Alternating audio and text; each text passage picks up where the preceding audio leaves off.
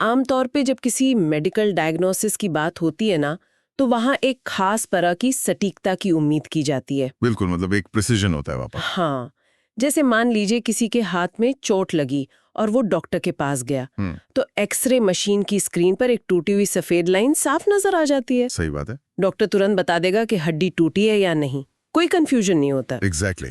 ये स्थिति बिल्कुल स्पष्ट होती है, इसमें कोई बीच का रास्ता नहीं होता। विज्ञान की दुनिया में हमें यही स्पष्टता पसंद आती है, जहाँ चीजें या तो ब्लैक होती हैं या व्हाइट। लेकिन जब हम बिजनेस और कानून की दुनिया में कदम रखते हैं तो ये एक्सरे मशीन काम करना बंद कर देती है। बिल्कुल। हम एक ऐसे लीगल लैंडस्केप का सामना करते हैं जो बहुत ही धुंधला और जटिल है। हाँ, और सोचिए अगर देश का कोई कानून कहे कि किसी बहुत ही जरूरी नियम का पालन करना आपके लिए ऑप्शनल है, मतलब आपकी मर्जी पे निर्भर है, तो क्या उस नियम को अनदेखा कर देना एक समझदारी भरा कदम होगा?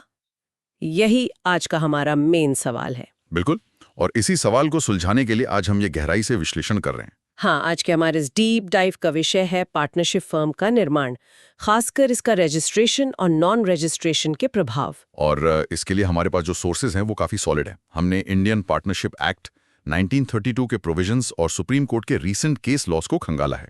तो आज हमारा मिशन ये समझना है कि इस ऑप्शनल या ऐच्छिक रजिस्ट्रेशन का असल मतलब क्या होता है। क्या सच में बिना रजिस्ट्रेशन के बिजनेस करना आजादी है, या फिर ये एक बहुत बड़ा कानूनी जाल है जिसमें लोग फंस जाते हैं? इस गुत्थी को सुलझाने से पहले ना, मुझे लगता है हमें पार्टनरशिप के एक सबसे बुनियादी सिद्धांत को समझना होगा, जिसे म्यूचुअल एजेंसी कहते हैं। हाँ, ये बहुत ही खतरनाक कॉन्सेप्ट हो सकता है अगर इसे सही से ना समझा जाए। बिल्कुल। तो म्यूचुअल एजेंसी का मतलब है कि एक पार्टनरशिप फर्म में हर एक पार्टनर दूसरे पार्टनर का एजेंट भी होता है और प्रिंसिपल भी। मतलब अगर फर्म में 3 पार्टनर्स हैं और कोई एक पार्टनर फर्म के नाम पर कोई अग्रीमेंट साइन कर लेता है या कोई बड़ा लोन ले लेता है, हाँ, तो बाकी के दोनों पार्टनर्स कानूनी तौर पर उस काम के लिए पूरी तरह से जिम्मेदार माने जाएंगे, भले ही उन्हें इस बात की कोई जानकारी ही ना हो। अरे बाप रे, मतलब ये तो बिजनेस का बहुत ही रिस्की मॉडल बन गया ना। बहुत ज्यादा रिस्की, और जब किसी बिजनेस में इतना बड़ा रिस्क इन्वॉल्व हो तो ये बहुत जरूरी हो जाता है कि उस रिश्ते की एक स्पष्ट कानूनी पहचान हो। और यहीं पर बात आती है रजिस्ट्रेशन की। बिल्कुल। लेकिन क्योंकि इंडियन पार्टनरशिप एक्ट 1932 के तहत रजिस्ट्रेशन ऑप्शनल है, तो सबसे पहले ये समझना लॉजिकल होगा कि अगर कोई रजिस्ट्रेशन करवाना चाहे तो प्रोसेस क्या है। सोर्सेज में सेक्शन 58 और 59 का काफी विस्तार से जिक्र है। सेक्शन 58 दरअसल बताता है कि रजिस्ट्रेशन का प्रोसेस बहुत ही सीधा रखा गया है। अच्छा, तो ये कभी भी करवाया जा सकता है? हाँ, बिजनेस शुरू करने से पहले या ऑपरेशंस चलने के दौरान कभी भी। आपको बस अपने एरिया के रजिस्ट्रार ऑफ फर्म्स के पास एक फॉर्म और तय फीस जमा करनी होती है। और उस फॉर्म में डिटेल्स क्या-क्या होती हैं? बहुत बेसिक लेकिन क्रिटिकल डिटेल्स, जैसे फर्म का नाम, बिजनेस का मेन एड्रेस, पार्टनर्स के जुड़ने की तारीख और उनके पूरे नाम और पते। ठीक है, और फिर सेक्शन 59 के तहत क्या होता है? जब रजिस्ट्रार संतुष्ट हो जाता है कि सब सही है, तो वो रजिस्टर ऑफ फर्म्स में उस फर्म की एंट्री कर देता है। और सबसे बड़ी बात, ये रजिस्टर कोई प्राइवेट डायरी नहीं है। हाँ, ये एक पब्लिक डॉक्यूमेंट है। ये एक बहुत ही महत्वपूर्ण कॉन्सेप्ट है। बिल्कुल, इसे सिर्फ बिजनेस का जन्म प्रमाण पत्र समझना भूलोगी। ये पब्लिक डॉक्यूमेंट दरअसल थर्ड पार्टी ड्यू डिलिजेंस का टूल है। मतलब अगर कोई बड़ी कंपनी किसी फर्म के साथ करोड़ों का कॉन्ट्रैक्ट साइन कर रही है, तो वो चेक कर सकती है कि असली पार्टनर्स कौन है। एग्जैक्टली। तो रजिस्ट्रेशन सिर्फ फर्म को ही नहीं, बल्कि आम जनता को भी ट्रांसपेरेंसी और सुरक्षा देता है। पर यार, इस रजिस्ट्रेशन प्रोसेस में नामकरण को लेकर कुछ बहुत ही अनोखे नियम भी है ना? हाँ, सेक्शन 58 में कुछ पाबंदियां हैं। कोई भी फर्म अपने नाम में क्राउन, एम्परर या गवर्नमेंट जैसे शब्दों का इस्तेमाल नहीं कर सकते, जब तक कि सरकार ने खुद लिखित में मंजूरी ना दी हो। सही कहा। और सोर्सेज ये भी बताते हैं कि यूनाइटेड नेशंस या WHO जैसे नामों पर भी सख्त पाबंदी है। यहाँ तक कि कुछ हिस्टोरिकल शब्दों जैसे जिन्ना या क्वेद आजम पर भी रोक का जिक्र है। बिल्कुल। अब कोई सोच सकता है कि एक लोकल ट्रेडिंग कंपनी या फार्मा डिस्ट्रीब्यूटर के नाम से UN को क्या आपत्ति होगी। हाँ, मतलब एक छोटी सी दुकान अगर अपना नाम WHO मेडिकल स्टोर रख ले तो क्या ही हो जाएगा। लेकिन इसके पीछे का लॉजिक है पासिंग ऑफ और जनता को गुमराह होने से रोकना। हाँ, आम नागरिक को लग सकता है कि इस लोकल बिजनेस का सीधा संबंध वर्ल्ड हेल्थ ऑर्गेनाइजेशन से है। तो ये नियम असल में ब्रांडिंग से ज्यादा जनता को फ्रॉड से बचाने के लिए हैं। तो अब तक तो ये प्रोसेस काफी फायदेमंद और सीधा लग रहा है। बिल्कुल लग रहा है।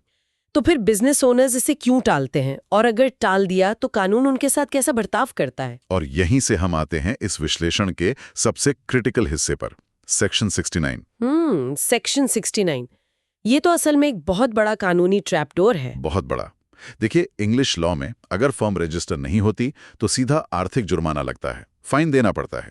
लेकिन 1932 में जब भारत में ये कानून बन रहा था, तब देश का बिजनेस स्ट्रक्चर बहुत ही अनौपचारिक था। हाँ, छोटे व्यापारी थे, लॉ मेकर्स नहीं चाहते थे कि हर किसी पर सीधा जुर्माना लगाया जाए, तो उन्होंने इसे ऑप्शनल कर दिया, कोई फाइन नहीं रखा। लेकिन फाइन ना लगाने का मतलब ये नहीं था कि खुली छूट दे दी गई। उन्होंने जुर्माने की जगह सिविल डिसेबिलिटीज का एक चक्रव्यूह रच दिया। और ये सिविल डिसेबिलिटीज किसी फाइन से भी ज्यादा खतरनाक हैं। बिल्कुल। चलिए इन्हें डिकोड करते हैं। पहली पाबंदी यह है कि एक अनरजिस्टर्ड फर्म किसी भी थर्ड पार्टी पर कॉन्ट्रैक्ट को एनफोर्स करने के लिए मुकदमा दायर नहीं कर सकती। मतलब सेक्शन 69 सबसेक्शन 2। इसे एक प्रैक्टिकल उदाहरण से समझते हैं। हाँ, बताइए। मान लीजिए एक अनरजिस्टर्ड टेक्सटाइल फर्म ने किसी रिटेल चेन को 50 लाख रुपए का माल सप्लाई किया। ठीक है। रिटेल चेन ने माल तो ले लिया, लेकिन पेमेंट करने से मना कर दिया। अब वो अनरजिस्टर्ड फर्म अपने 50 लाख की रिकवरी के लिए सिविल कोर्ट नहीं जा सकती। सीरियसली? अदालत की नजरों में उस फर्म का कोई लीगल वजूद ही नहीं है? तो उनकी सारी बार्गेनिंग पावर और नेगोशिएशन की ताकत तो जीरो हो गई ना? बिल्कुल जीरो। और दूसरी डिसेबिलिटी इससे भी ज्यादा गंभीर है, वो है इंटरनल मैटर्स को लेकर। मतलब पार्टनर्स के बीच का मामला। हाँ, सेक्शन 69 सबसेक्शन 1 के तहत कोई भी पार्टनर अपनी ही फर्म या अपने साथी पार्टनर्स के खिलाफ केस नहीं कर सकता। इस पॉइंट को और गहराई से समझने के लिए हमारे सोर्सेज में एक बहुत ही रीसेंट सुप्रीम कोर्ट केस का जिक्र है। जी, सुंकरी तिरुमला राव का 2025 का केस। इसने तो बहुत बड़ा प्रेसिडेंट सेट कर दिया है। बिल्कुल।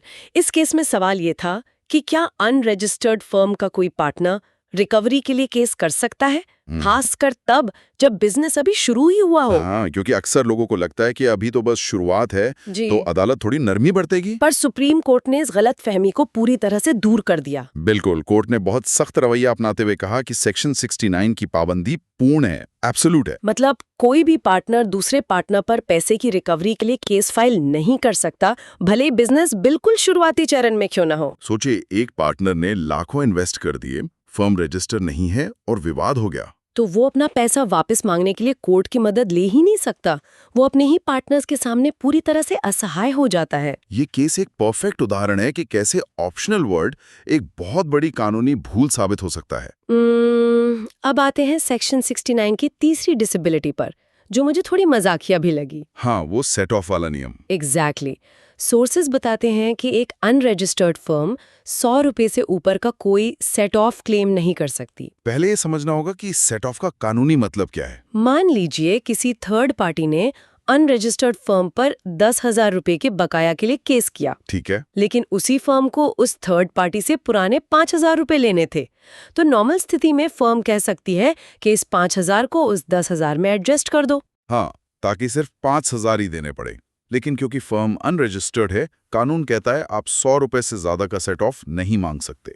मतलब आज के जमाने में 100 रुपए की क्या ही अहमियत है। वही ना, ये साफ दिखाता है कि ये कानून 1932 का है। तो संसद ने इसे अपडेट क्यों नहीं किया इतने सालों में? क्योंकि अगर लेजिस्लेटिव इंटेंट को समझें तो ये 100 रुपए की लिमिट इस कानून का एक फीचर है, बग नहीं। मतलब वो चाहते ही यही है कि ये रकम इतनी बेमानी रहे कि कोई फर्म इसका फायदा उठा ही ना सके। एग्जैक्टली, ये रजिस्ट्रेशन कराने के लिए मजबूर करने का एक साइलेंट तरीका है। तो इन तीनों डिसेबिलिटीज को देखकर तो पार्टनरशिप एक्ट एक कागजी बाघ की तरह नजर आता है। बिल्कुल, जिसके दांत तो नहीं दिखते क्योंकि कोई सीधा फाइन नहीं है। लेकिन ये बहुत खतरनाक तरीके से वॉर करता है। जब किसी को न्याय की सबसे ज्यादा जरूरत होती है, तब ये कानून उसकी ढाल बनने से साफ इनकार कर देता है। तो ये सब सुनकर तो ऐसा लगता है कि अनरजिस्टर्ड फर्म के लिए कोर्ट के सारे दरवाजे हमेशा के लिए बंद हैं। हाँ, ऐसा लग सकता है कि उसका कोई वजूद ही नहीं है। लेकिन क्या सच में ऐसा है? नहीं, ऐसा नहीं है। कानून कठोर जरूर है, लेकिन वो पूरी तरह से अंधा नहीं है। सोर्सेज में सेक्शन 69 सबसेक्शन 3 का जिक्र है, जो कुछ अपवादों के बारे में बात करता है। और ये अपवाद समझने बहुत जरूरी है। सबसे पहला और दिलचस्प अपवाद ये है कि अनरजिस्टर्ड फर्म किसी पर केस नहीं कर सकती, लेकिन थर्ड पार्टी उस फर्म पर केस बिल्कुल कर सकती है। हाँ, यहाँ कानून की तलवार सिर्फ एक ही तरफ से वार करती है। इसके पीछे का लॉजिक ये है कि गलती तो फर्म के पार्टनर्स ने की है रजिस्ट्रेशन ना करवाकर। तो किसी बेगुनाह थर्ड पार्टी जैसे कोई कस्टमर या सप्लायर उसे क्यों भुगतना पड़े? सही बात है। तो थर्ड पार्टी उन्हें कोर्ट में घसीट सकती है और फर्म को बचाव में खड़ा होना ही पड़ेगा। फर्म पैरवी कर सकती है लेकिन क्रॉस क्लेम या नया मुकदमा नहीं ठोक सकती। और पार्टनर्स के आपसी अधिकारों का क्या? जैसे हमने संकारी केस में देखा कि वो बिजनेस के दौरान केस नहीं कर सकते। हाँ, तो क्या फ्रॉड होने पर वो हमेशा के लिए फंस गए? यहीं पर कानून एक एस्केप रूट देता है।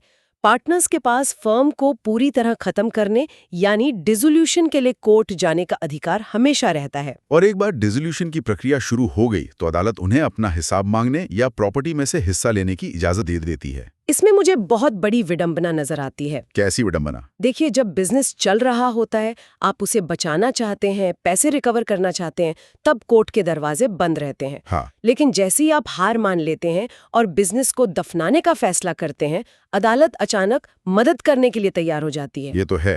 लीगल सिस्टम का मैसेज साफ है कि अगर आपको हमारे प्रोटेक्शन की जरूरत है तो पहले रजिस्ट्रेशन से लीगल आइडेंटिटी बनाओ, वरना हम सिर्फ बिजनेस को दफनाने में मदद करेंगे, जिंदा रखने में नहीं। बिल्कुल सही कहा। इसके अलावा सोर्सेस कुछ अन्य वैधानिक अपवादों का भी जिक्र करते हैं। हाँ, जैसे अनरजिस्टर्ड फर्म जीएसटी रजिस्ट्रेशन ले सकती है, एमएसएमई में रजिस्टर हो सकती है। यहाँ तक कि दिवालियां होने पर ऑफिशियल रिसीवर अपना काम कर सकता है। फर्म टैक्स भर सकती है। मतलब बिजनेस के सुचारू रूप से चलने का ये मतलब नहीं है कि पार्टनर सुरक्षित हैं। विवाद होते ही सेक्शन 69 की दीवार सामने आ जाएगी। एग्जैक्टली। तो अगर हम इस पूरी चर्चा को समेटें तो ये साफ है कि पार्टनरशिप भरोसे पर टिका एक नाजुक रिश्ता है और म्यूचुअल एजेंसी से और भी सेंसिटिव बना देती है। कानून ने रजिस्ट्रेशन को तकनीकी रूप से ऑप्शनल जरूर रखा है, लेकिन ये एक भ्रम है। सिविल डिसेबिलिटीज इस चॉइस को पूरी तरह से खोखला कर देती हैं। बिना रजिस्ट्रेशन के बिजनेस करना एक ऐसा रिस्क है जो कोई भी समझदार एंटरप्रेन्योर नहीं लेना चाहेगा। बिल्कुल। लेकिन यार, इन सब कानूनी पेचीदगियों को समझने के बाद मेरे दिमाग में एक बहुत ही परेशान करने वाला विचार आ रहा है। अच्छा, क्या विचार है? जरा सोचिए, अगर एक अनरजिस्टर्ड फर्म अपनी लीगल राइट्स के लिए मुकदमा नहीं कर सकती तो क्या ये कानूनी खामी अनजाने में उन फ्रॉड करने वाले क्लाइंट्स को सुरक्षा नहीं दे रही? ये तो सोचने वाली बात है। मान लीजिए कोई शातिर पार्टनर जानबूझकर बाकियों को राजी कर लेता है कि रजिस्ट्रेशन में बहुत झंझट है, हम ऐसे ही काम कर लेंगे, और फिर बाद में सारा पैसा गबन कर लेता है। हाँ, वो जानता है कि फर्म अनरजिस्टर्ड है तो कोई कोर्ट नहीं जा सकता, या कोई चालाक वेंडर जानबूझकर पेमेंट रोक देता है क्योंकि उसे पता है उस पर केस नहीं होगा। मतलब जो कानून रजिस्ट्रेशन को बढ़ावा देने के लिए बना था, वो धोखेबाजों के लिए ढाल बन गया है। एग्जैक्टली। क्या ऑप्शनल शब्द न्याय की आड़ में अन्याय को पनपने की जगह दे दिया है? मैं तो बस यही सोच रही थी। ये एक ऐसा सवाल है जो इस पूरे सिस्टम पर बड़ा प्रश्न चिन्ह लगाता है। इसी विचार के साथ हम आज की एक गहन चर्चा यहीं समाप्त करते हैं। इस कानूनी जाल पर खुद भी गहराई से जरूर विचार कीजिएगा।